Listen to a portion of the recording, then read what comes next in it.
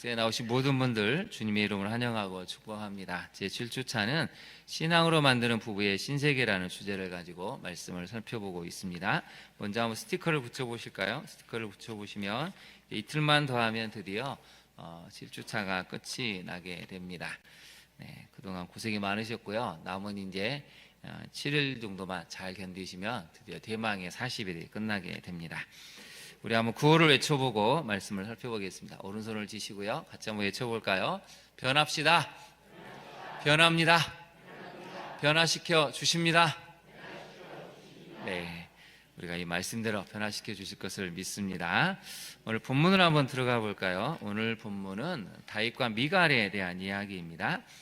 여러분, 다윗이 평생에 사랑했던 여인은 누구였습니까? 네, 다윗이 평생 정말 사랑하고 좋아했던 사람은 누구일까요? 네, 놀랍게도 성경은 얘기가 없습니다.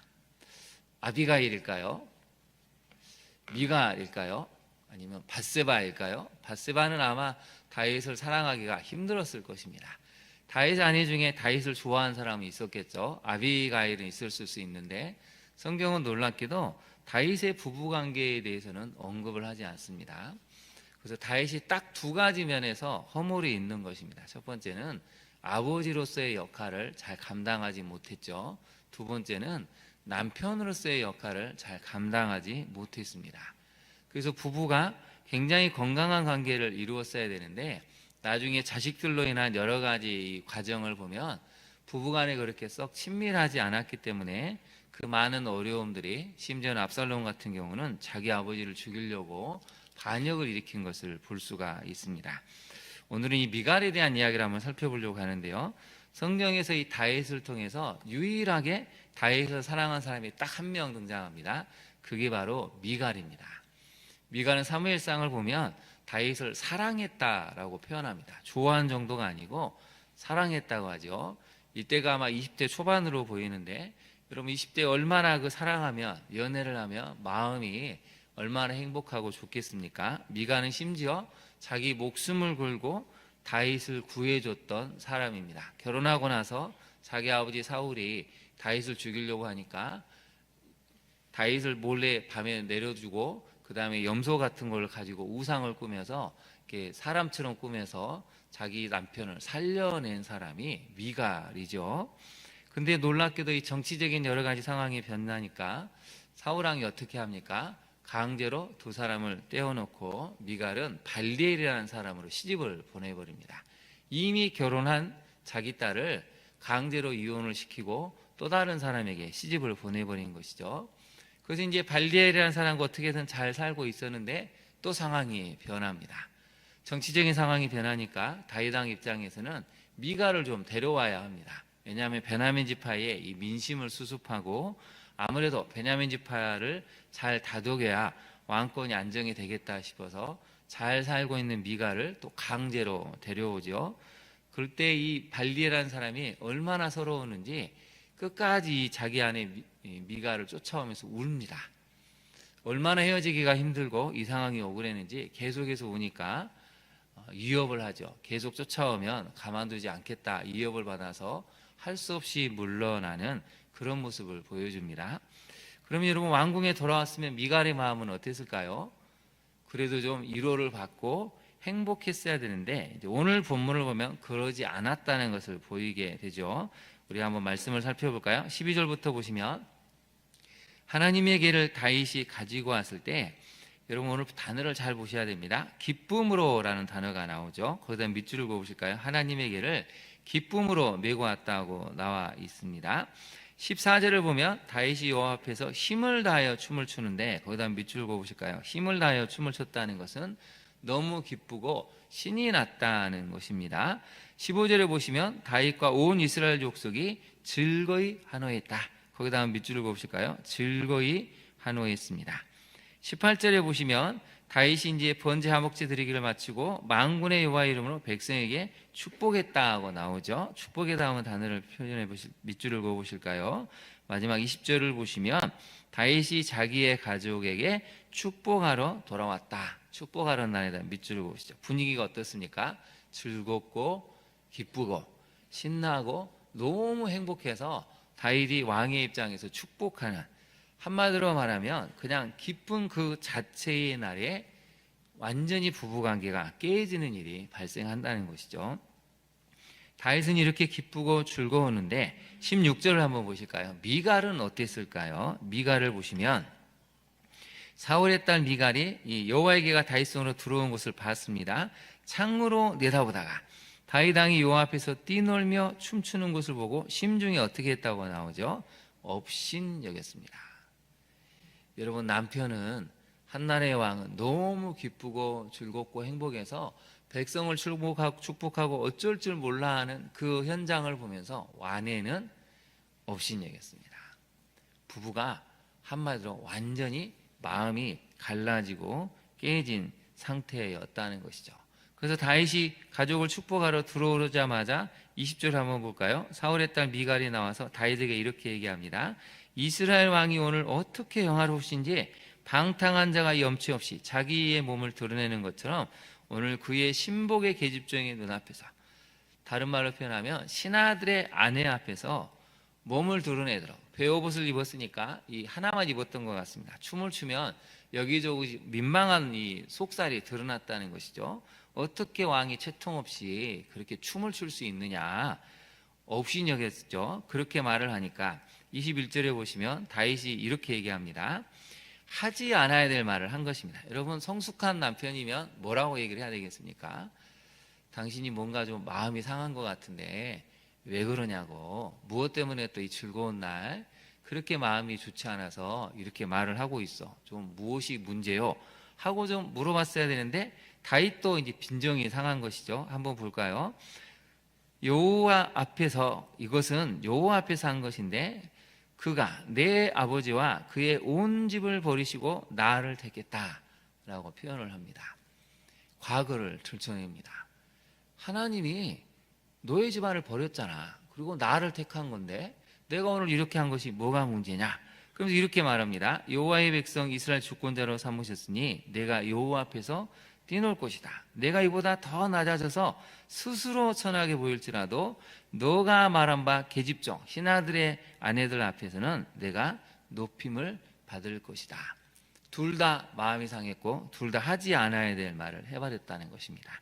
그래서 결론이 어떻게 납니까? 23절에 보시면 그러므로 사울의 딸 미갈이 죽는 날까지 그에게 자식이 없었다라고 하죠. 그날 이후로 다윗은 완전히 마음을 접고 부부의 의무를 저버렸다는 것입니다. 같이 동침해야 될 그 의무를 완전히 저버리고 이제 마음으로 문을 닫아 버렸다는 것이죠. 미갈과 다윗은 이제 돌아올 수 없는 강을 건넜다는 것입니다. 이제 교재를 한번 볼까요? 교재를 보면 33쪽입니다. 사무엘합니다. 여러분, 사무엘상을 사무엘하로 고쳐주시고요. 마음을 여는 부부라는 것이죠. 거기다 한번 동그라미를 쳐보시죠. 마음을 여는 부부. 결혼하신 분들은 마음을 부부간에 잘 열고 있습니까? 이걸 잘 살펴봐야 됩니다. 성경의 여인들 중에 미갈처럼 기구한 삶을 사는 여인은 별로 없습니다. 공주 신분이었던 미갈은 목동 다윗을 사랑했다고 표현합니다.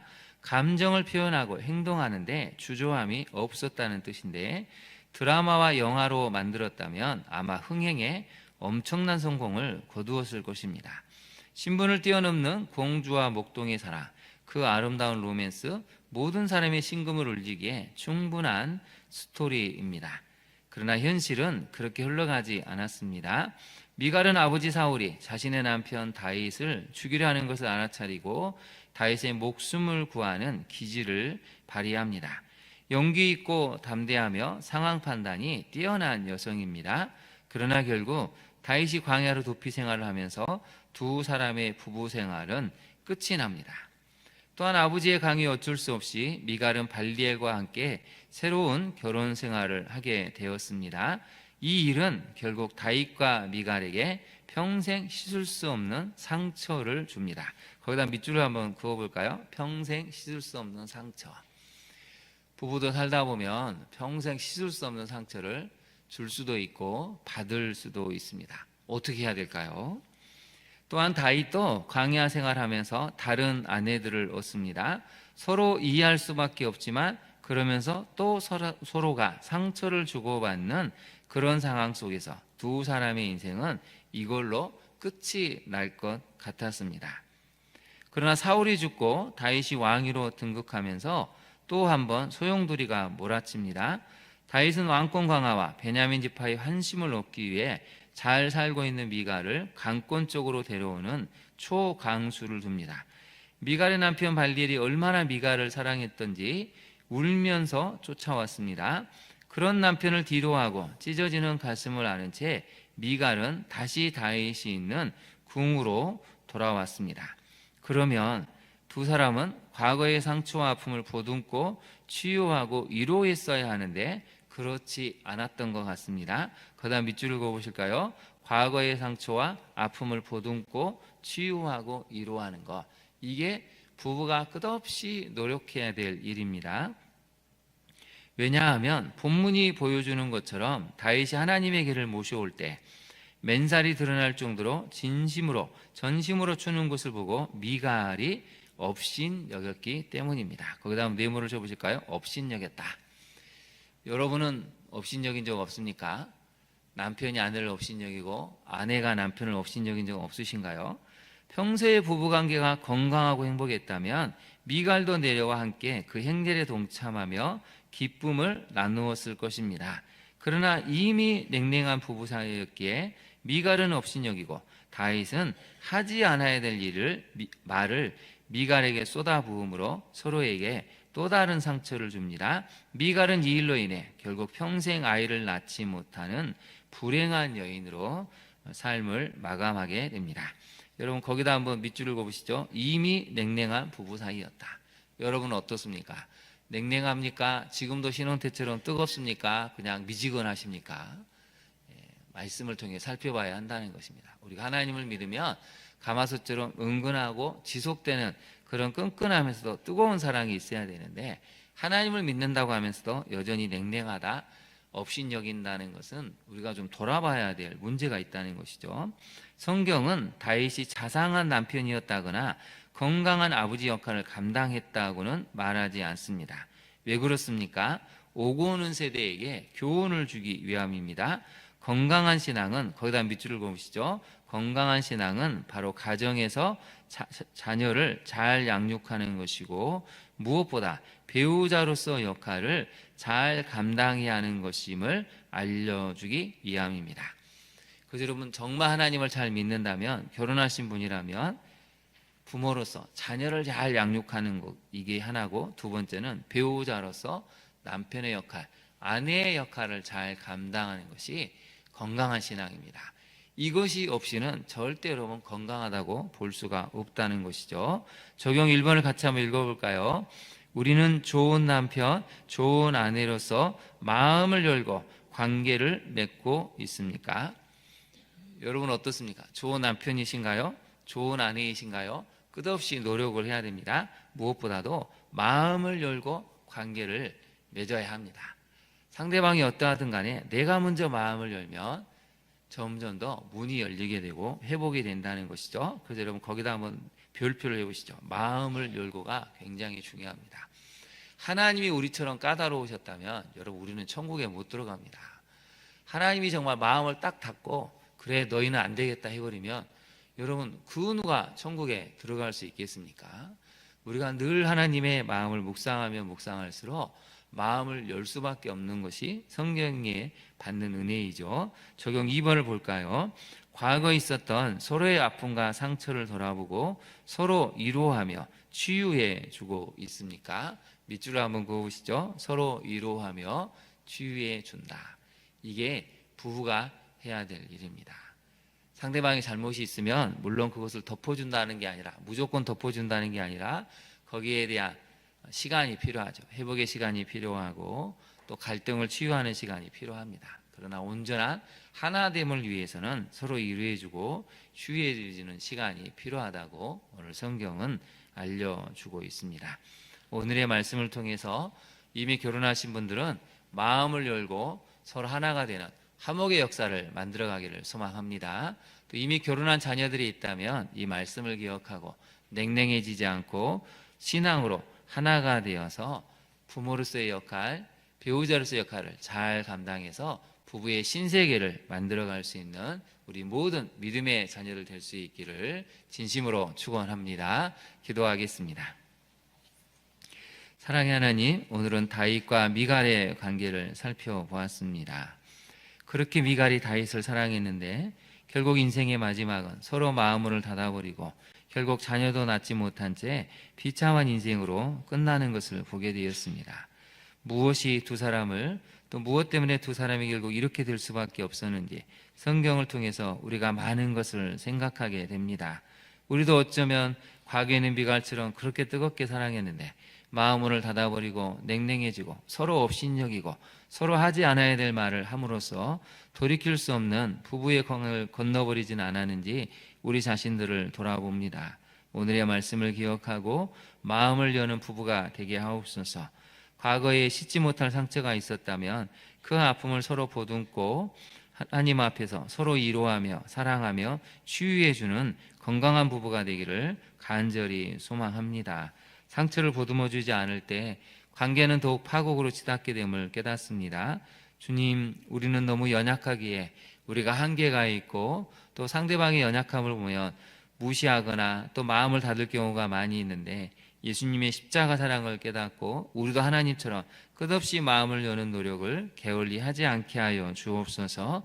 그래서 부부의 신세계를 만들어 우리 자녀들이 그것을 본받고 또 믿지 않은 부부들조차 하나님을 믿는 부부는 다르다고 생각하고 우리를 찾아와 부부관계를 묻고 하나님께로 돌아오는 복음을 전하는 믿음의 부부가 될 수 있도록 우리 모두를 성숙함으로 이끌어 주옵소서. 그렇게 하실 주님을 찬양하며 예수님 이름으로 기도합니다. 아멘. 하늘에 계신 우리 아버지, 아버지의 이름을 거룩하게 하시며 아버지의 나라가 오게 하시며 아버지의 뜻이 하늘에서와 같이 땅에서도 이루어지게 하소서. 오늘 우리에게 일용할 양식을 주시고 우리가 우리에게 잘못한 사람을 용서하여 준 것 같이 우리 죄를 용서하여 주시고 우리를 시험에 빠지지 않게 하시고 악에서 구하소서. 나라와 권능과 영광이 영원히 아버지의 것입니다. 아멘. 이 시간 함께 기도하겠습니다. 특별히 여러분의 남편과 아내를 위해서 기도하시기를 바랍니다. 또한 여러분이 결혼한 자녀가 있다면 정말 우리 자녀들이 믿음 안에서 서로를 사랑하고 또 상처가 있다면 서로 상처를 보듬어주고 치유해주는, 위로해주는 성숙한 부부가 될 수 있도록 무엇보다도 평생 마음을 열고 관계를 맺어갈 수 있는 그 신앙의 성숙함을 갖게 해달라고 결혼한 여러분의 자녀들을 위해서 기도해 주시기를 바랍니다.